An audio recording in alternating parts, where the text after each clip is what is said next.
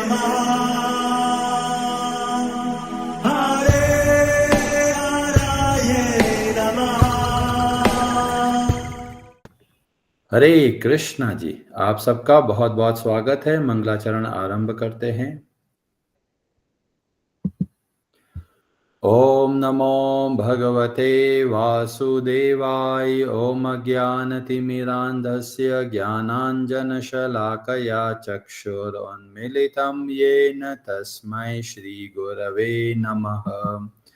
नमः ओम विष्णुपादाय कृष्णपृष्ठाय भूतले श्रीमते भक्तिवेदांत स्वामिनिति नामिने। नमस्ते सारस्वते देवे गौरवाणी प्रचारिणे निर्विशेष शून्यवादी पाश्चात्य देश तारिणे। जय श्री कृष्ण चैतन्य प्रभु नित्यानंद श्री अद्वैत गदाधर श्रीवासादि गौर भक्त वृंद। हरे कृष्ण कृष्ण कृष्ण हरे हरे, हरे राम राम राम हरे हरे। कार्पण्य दोषोपहत स्वभावः पृच्छामि त्वां धर्म सम्मूढचेताः। यच्छ्रेयः स्यान्निश्चितं ब्रूहि तन्मे शिष्यस्ते अहं शाधि मां त्वां प्रपन्नम्। हरे कृष्णा जी, भगवद गीता आरंभ करते हैं। अध्याय 4 श्लोक नंबर 21। ब्रजेश्वरी जी, आप पढ़ेंगे संस्कृत। हरे कृष्णा। निराशीर्यत चितात्मा त्यक्त सर्व परिग्रहः शारीरं केवलं कर्म कुर्वन्नाप्नोति किल्बिषम्। हरे कृष्णा। हरे कृष्ण। निराशी है, फल की आकांक्षा से रहित, निष्काम, यत संयमित चित्त आत्मा, मन तथा बुद्धि त्यक्त छोड़ा, सर्व समस्त परिग्रह, स्वामित्व, शारीरम प्राण रक्षा, केवलम मात्र कर्म कर्म कुर्वन करते हुए, न कभी नहीं आपनोति प्राप्त करता है, किल विषम पाप पूर्ण फल। ऐसा ज्ञानी पुरुष पूर्ण रूप से संयमित मन तथा बुद्धि से कार्य करता है, अपनी संपत्ति के सारे स्वामित्व को त्याग देता है और केवल शरीर निर्वाह के लिए कर्म करता है। इस तरह कार्य करता हुआ वह पाप रूपी फलों से प्रभावित नहीं होता है। हरे कृष्णा जी। पहले जब अध्याय 4 का अध्ययन करते थे, और खासकर बहुत सारे ऐसे लोग होते हैं जो बोलते हैं हम तो हर रोज भगवत गीता पढ़ते हैं, पर जब चौथा अध्याय को समझते तो हमको लगता है शायद ये हमारे काम का नहीं है, क्योंकि ऐसी ऐसी बातें बताई गई और हमको लगता है ये तो हमारे संभव ही नहीं है। पर जब भक्तों का संग करते हैं तब हमको पता चलता है भगवत गीता कितनी प्रैक्टिकल है और कितना हमारी सहायता कर सकती है। कई बार हम लोग अपने पद्म पुराण में कथाओं में देखते हैं कि अगर कोई व्यक्ति भगवत गीता के आधे श्लोक को ही ध्यान से समझ लेता है तो भी उसका कल्याण संभव है। तो कई बार हमको लगता है क्या सच में ऐसा हो सकता है, पर जब हम ये श्लोकों को ध्यान से समझते हैं तो हमें पता चलता है ये श्लोक कितनी गहराई वाले हैं। आधे श्लोक को ही हम लोग अपने जीवन में समझकर बताए हुए मार्ग के हिसाब से चले तो हमारा कल्याण निश्चित है। और इसीलिए भगवत गीता को बहुत ध्यान से समझना है और समझना है, जीवन में उतारना है। तो हमने ये श्लोक का जो पहली लाइन है इसमें निराशीर, जिसका मूल अर्थ में बताया गया, हम सब के अंदर कृतज्ञता का भाव होना चाहिए और ग्रेटिट्यूड जिसको बोलते हैं उसके हिसाब से अपने जीवन को चलाना है। फिर बोला गया यत चित्त आत्मा, जिसके मूल के अंदर है अनुशासन, डिसिप्लिन के साथ में हमको जीवन जीना है। अब ये तीसरा बहुत ही महत्वपूर्ण शब्द भगवान श्री कृष्ण प्रयोग में लेते हैं और बोलते हैं त्यक्त सर्व परिग्रह। तो आज हम लोग समझेंगे कि इस शब्द का अर्थ क्या है और इस शब्द से हमको क्या शिक्षा मिलती है और हम कैसे अपने जीवन में परिवर्तन लेके आ सकते हैं। तो जब यहाँ पर बोला गया परिग्रह, इसका मूल शब्द है ग्रहण।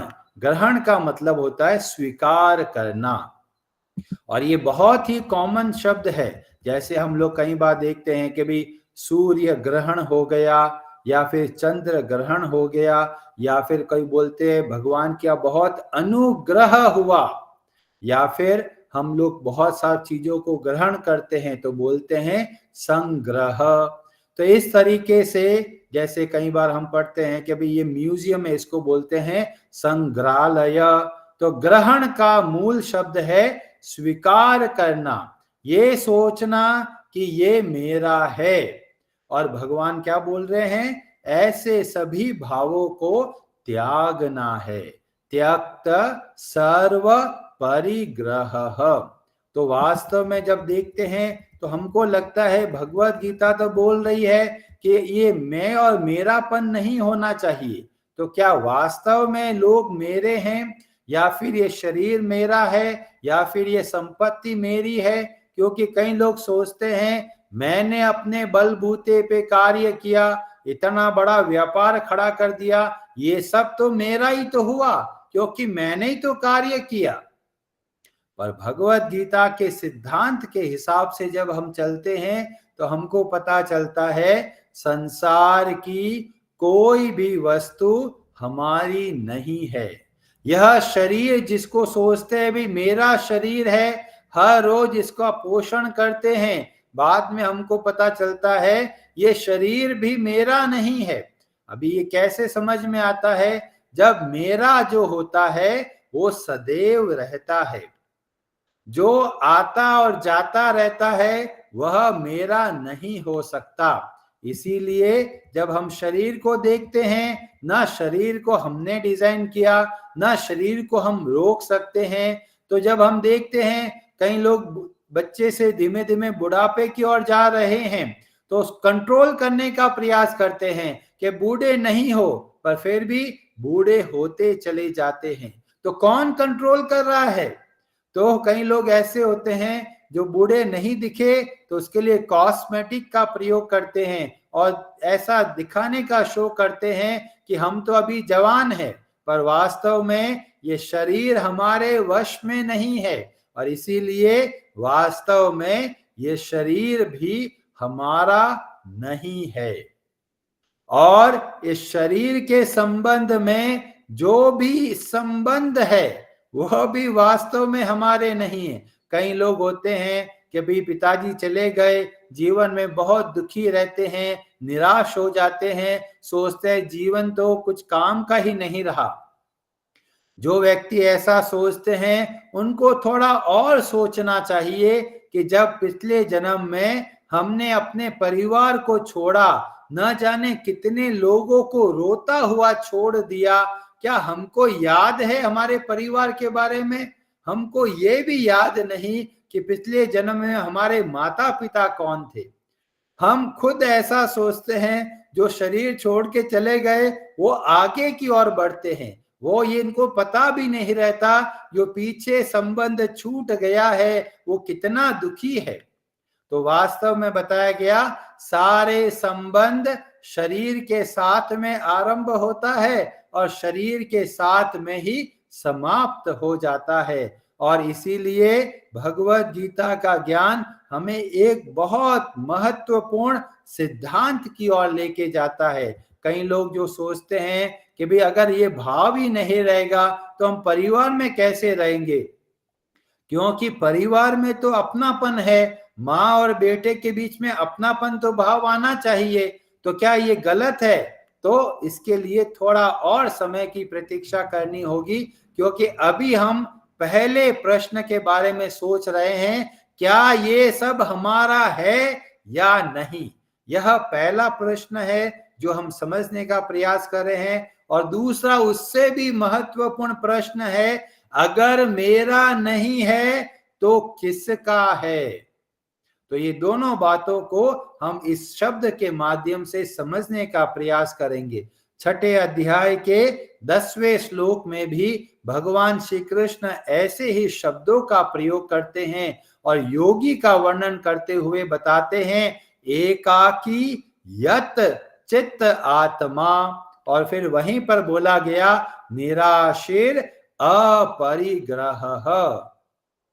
तो अपरिग्रह, यहां पर इसी को बोला गया तक्त सर्व परिग्रह। तो ये छोड़ना है हमको कि ये मेरा है, क्योंकि जो हमारा उपनिषद है वह हमको बताता है कि ये महा उपनिषद के छठे अध्याय के श्लोक नंबर 71 में जो सोचते हैं, अयम निजः परो वेति, यह मेरा है और यह मेरा नहीं है, जो ऐसा भाव रखते हैं वो कैसे होते हैं? तो बोलते हैं, गणना लघु चेतसाम, छोटी बुद्धि के जो लोग होते हैं, जिनका मन बहुत छोटा होता है, वो ही ऐसा सोचते हैं कि ये मेरा है और ये मेरा नहीं है। पर उदार चरिता नाम तू, जिनका हृदय विशाल होता है, उनके लिए क्या है? वसुधैव कुटुंबकम, पूरी की पूरी वसुधा, पूरी की पूरी पृथ्वी क्या है? एक कुटुंब की तरह है, एक परिवार की तरह है। जब ये श्लोक को पढ़ते तो हमको समझ में नहीं आता, ये अमेरिका में रहने वाले क्या हमारे संबंधी है? हमें तो नहीं लगता है। पर आगे चलकर जब भगवान श्री कृष्ण बताते हैं कि हम सब भगवान श्री कृष्ण के हैं, तब हमको पता चलता है हम वास्तव में एक ही परिवार के हैं, हमारा एक ही कुल है, हम सब एक ही परिवार से बिलोंग करते हैं। तो इसीलिए जब भक्तों के संग में आते हैं तब हमको पता चलता है कि वास्तव में शास्त्र में जो बातें बताई गई है वो कितनी गहराई वाली है। तो वास्तव में देखा जाए, ये शरीर हमारा नहीं है, क्योंकि हम इसको कंट्रोल नहीं कर सकते। जब कंट्रोल कर सकते हैं उसको ही हम अपना बोल सकते हैं। क्या बच्चों को हम कंट्रोल कर सकते हैं? नहीं कर सकते। तो वास्तव में बच्चे भी हमारे नहीं हैं। तो ये भाव को हमको समझना है कि ये प्रॉपर्टी जो लोग सोचते हैं, ये 4x4 ये गज का या फिर 40 फीट बाय 80 फीट का ये प्लॉट है, ये मेरा है। इस संबंध में भूमि गीता बहुत अद्भुत ज्ञान बताती है। यह वर्णन मिलता है श्रीमद् भागवतम के 12वें स्कंद के अध्याय 3 के अंदर, जिसको बोला गया भूमि गीता। और वहां पर अध्याय 7 में बोला गया, मत कृते पितृ पुत्राणाम भातृणाम च अपि विग्रहः। तो पृथ्वी माता जो धरती माँ है वो हस्ती है। क्या हस्ती है? कि इतने सारे राजा लोग आए, सबने बोला ये संपत्ति मेरी है, ये पृथ्वी का राज मेरा है, ये प्लॉट मेरा है। कितने ही लोग आके और चले गए, वो प्लॉट वहीं पर पड़ा है, पर लोग सोचते हैं ये मेरा प्लॉट है, ये मेरा घर है। कहते कहते दादाजी चले गए, बेटा बोलता है कि अब मेरा घर है, वो भी चलते चलते चला गया, पोता बोलता है ये मेरा घर है। तो पृथ्वी माँ हंसती है कि वास्तव में ये कुछ प्लॉट तुम्हारा नहीं है, पर हमने अपने आप को भूल गए और ये शरीर मानने लग जाते हैं, तब ही मैं और मेरेपन के अंदर फंसते चले जाते हैं। इसीलिए भगवान समय समय पर बोलते हैं, निरअहंकार निर्मम। निर्मम का मतलब है कुछ भी मेरा नहीं है। अगर किसी को मेरा समझते हैं तो उस पर हमारा कंट्रोल होना चाहिए, या फिर उसको सदैव रहना है जो कि हम खुद नहीं रह पाते यहाँ पर, सब लोग हमारा साथ छोड़ देते हैं, शरीर भी हमारा साथ छोड़ देता है, तो फिर भी लोग क्या करते हैं, माया के अधीन होकर यह सोचते हैं कि यह मेरा है। और जब मैं और मेरापन का भाव आता है तो ही दुख मिलता है। क्यों? कि अगर पड़ोस में कुछ हो गया है तो हम सोचते जी हमारा तो कुछ हुआ नहीं है, तो इतना दुखी नहीं होते, पर जब खुद के साथ हो जाता है तो बड़े दुखी होते हैं। तो ये दुख क्यों हुआ? क्योंकि मैं और मेरापन का भाव आ जाता है। और इसीलिए भगवत गीता हमको यथार्थ ज्ञान प्रदान करती है। भगवत गीता हमको समझाती है कि हम यह शरीर नहीं है और शरीर के माने हुए कोई भी वस्तु हमारी नहीं है। जब शरीर छोड़ के जाते हैं सब चीजों को यहीं पर छोड़ना पड़ता है। कई लोग सोचते हैं कुछ तो लेके चला जाऊंगा, पर कुछ भी चीज हम लोग साथ में नहीं लेके जा सकते। और इसीलिए भगवान बोलते हैं जो मेरा है ही नहीं उसको छोड़ने में तकलीफ क्या है। और इस बात को समझाने के लिए भगवत गीता में बहुत जगह पर इस शब्द का प्रयोग किया गया, निर्मम और निरहंकार। अब कई लोग बोलेंगे प्रभु जी ठीक है, मान लिया ये शरीर मेरा नहीं है, पर प्रयास तो मेरा है ना, मैंने अपने बलबूते पे कार्य किया, मैंने अपना सामर्थ्य का काम में लिया। तो भगवत गीता के सिद्धांत हमें सिखाते हैं न हमने बुद्धि को डिजाइन किया है, न हमने मन को डिजाइन किया है, न हमने अपनी क्षमता को बनाया है। क्योंकि अगर हम सब लोगों के पास ये पावर होती कि हम खुद ही बना सकते तो मूर्ख व्यक्ति भी विद्वान बन जाता है। पर वास्तव में हम लोग क्या करते हैं, हम लोग केवल पॉलिश करते हैं। जैसे हीरा मिल गया है, हीरा को हम पॉलिश करते हैं, ऐसे ही हमारे अंदर ये योग्यता भगवान के द्वारा मिली है, उसको ही हम थोड़ा सा साफ सुथरा करने का प्रयास करते हैं। जैसे किसान होता है, किसान अन्न को पैदा नहीं करता, केवल एक सहायता करता है, व्यवस्था करता है। वास्तव में बहुत कारणों की वजह से हमको अन्न प्राप्त होता है। तो इस बात को हमको समझना है कि ये कुछ भी मेरा नहीं है, न समय मेरा है, न शरीर मेरा है, न धन मेरा है, न परिवार मेरा है। तो किसका है? तो इसका उत्तर हमको मिलता है हमारे उपनिषद में, ईशोपनिषद के अंदर बताया गया। क्या बताया गया? जिसका डिस्कशन हम लोग करेंगे कल। हरे कृष्णा जी, आप सबका बहुत बहुत धन्यवाद। हरे हराये नमः।